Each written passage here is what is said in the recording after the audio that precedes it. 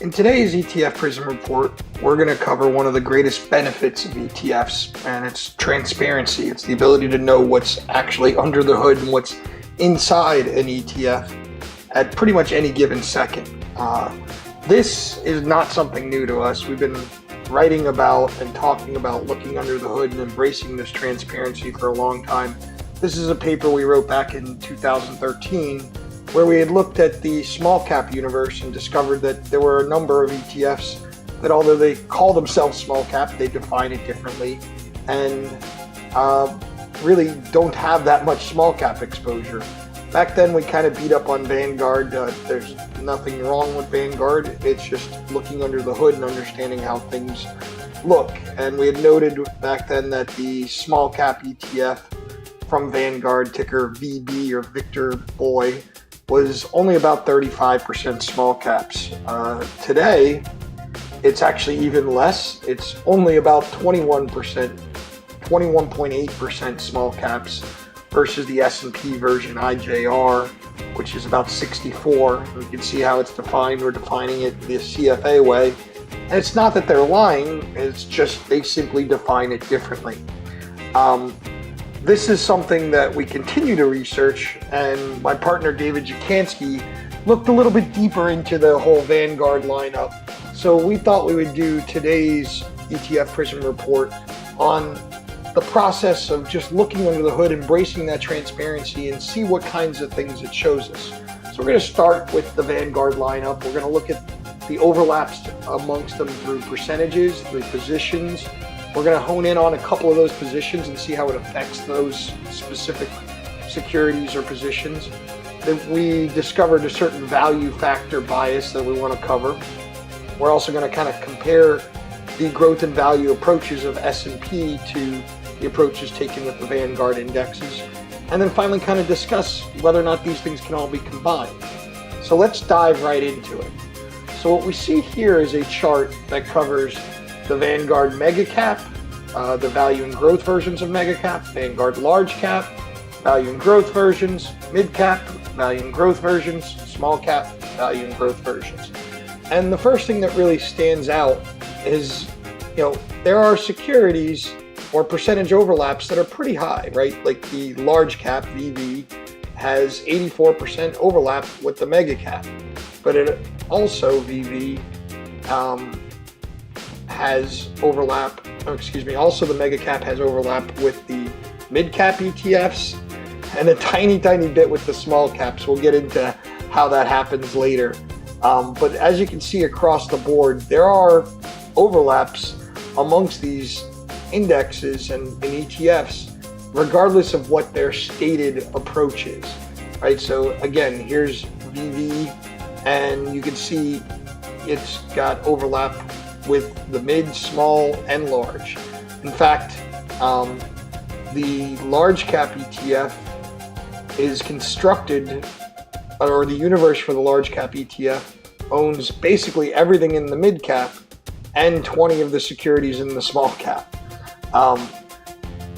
This percentage stuff gives us an idea of how these things can be fit together, but I also wanted to look at actual position overlaps, right? And this is really where things started to get illuminated. So the first one that really stands out is right here, right? So we've got the Mega Cap ETF, and yet there is one security in the Small Cap ETF that's also in the Mega Cap ETF. There's 12 securities that are in the Mid Cap ETF that are also in the Mega Cap ETF. Now, I got really excited. I was like, man, this has got to be a great story. It's not as exciting as I thought, because that one security is a spin-off, and I'm sure it will get adjusted as things go on. It's Computer Sciences is the name of the company. So that's not as kind of glaring as I thought. However, when we go over here to the large cap space, there's way more of stocks that are considered or somehow screen into a large cap index, but also 22 of those in that large cap index are also in small caps.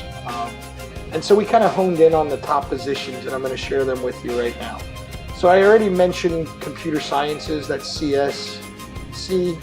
It's in 72 ETFs. 7.9% of its market cap is owned by ETFs. nothing, it obviously is being affected, but because it's a spin-off, it's not really the issue.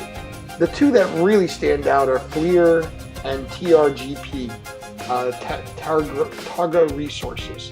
Targa Resources by far is the one that I saw most often across large, mid, and small. And one of the things that really stood out for me was it's only in 53 ETFs, but almost 14% of its market cap is owned by ETFs. And its forward PE is 82 times earnings. Now this is an MLP, and so I compared it to the MLP index, which is at 21 times earnings. So you can see how these kind of confluence of index approaches can create a massive demand and pressure or overvaluation on an individual security. Now, let's take a look at some other aspects of this. The value bias. So one thing I noticed in the data when I started to look at the overlaps is when I look at Vanguard core product and I compare its overlaps to the value or growth, consistently in the mega cap, large cap, mid cap, and small cap, the cores have more overlapped with values than with growth. So their approach has an inherent, at least at this time, value bias. This is the kind of things where I say you embrace that transparency. Discover what you're actually owning, right? So is it core, or is it that their approach has a value bias? And you can see it's pretty substantial across the board. Another thing we looked at was, well, if there's a value bias there, how does it work when you fit them together? So now what I've done is I've taken a look at iShares version using S&P versus the Vanguard version. First thing that stands out to me is, in this case, the Vanguard version makes a lot more sense, right? The value, VTV, and VUG, the growth, only have 5% overlap. When you do the same thing looking at the S&P version of value and the S&P version of growth, you're at 29% overlap. So it does seem that these are more pure versions or isolated ways of getting exposure to value versus growth. The other thing that's very interesting is, even though they're very different, when you compare them to the iShares products, so iShares Value, IVE, Vanguard Value, VTV, 69% overlap. So they're very similar there. The same thing happens with growth. iShares version of growth, Vanguard version of growth, 69% overlap. Now, let's take a look at how these things would work in a portfolio together. So what we've got here is kind of the S&P or iShares version of large, mid, and small. And then we have the same thing for Vanguard. Now, this is where things really stand out for me. Assuming that you're building a portfolio where you're combining Vanguard small cap with iShares mid cap, there's 43% overlap. You wouldn't really end up with small cap exposure. Even more scary is if both of these are mid cap, VO and MDY, how is it possible that they're only 7% overlap?